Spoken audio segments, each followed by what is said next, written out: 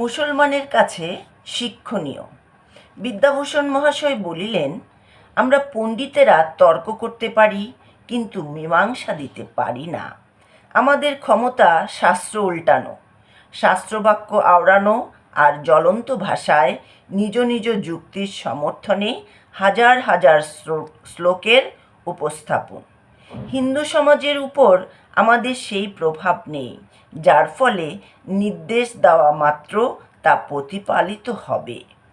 মহামহোপাধ্যায় শ্রী প্রমথনাথ তর্কভূষণ মহাশয় হিন্দু সভার মঞ্চ থেকে এক প্রকারের নির্দেশ দিচ্ছেন, আর ভট্টপল্লী থেকে তারই পরমাত্মীয় মহামহোপাধ্যায় পঞ্চানন তর্করত্ন মহাশয় তার বিপরীত কথা বলছেন। হিন্দু সমাজ দুজনকেই মানে, তারা কি শ্যাম রাখবে না কুল রাখবে? মোহাম্মদীয় ধর্মের একটা মস্ত বড় গুণ এই যে মোহাম্মদের কথার উপরে কথা বলার আর কেউ নেই, সেই দুঃসাহস কেউ প্রদর্শন করবে না।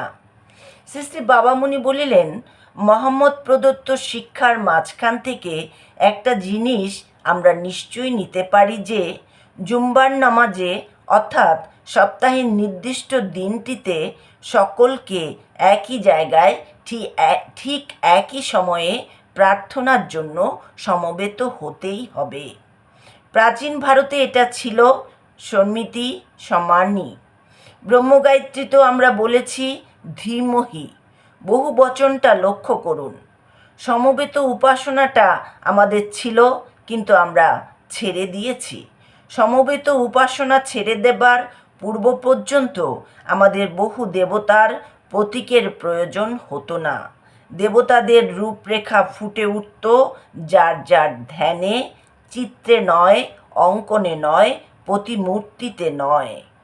প্রতিমা যখন আরম্ভ হলো, তখন থেকে আমরা মিলিত হতে রুচিহীন হতে লাগলাম, কারণ একটি প্রতিমার এক একজনের রুচি। বিচিত্র রুচির মানুষেরা বিচিত্র রূপের প্রতিমা তৈরি করতে শুরু করে দিল। কেবল সুখের কথা হইল এই যে এক ব্রহ্ম, এই কথাটা কেউ ভোলেননি। এক ব্রহ্ম কথাটা ভুলে গেলে সোমনাথ, বিশ্বনাথ আদি ধ্বংসের পরে সারা হিন্দুস্তান আরব দেশ হয়ে যেতই যেত। মুখে মুখে যে বলছি এক ব্রহ্ম দ্বিতীয় নাই, এই মুখের কথাটাই আমাদিগকে রক্ষা করেছে।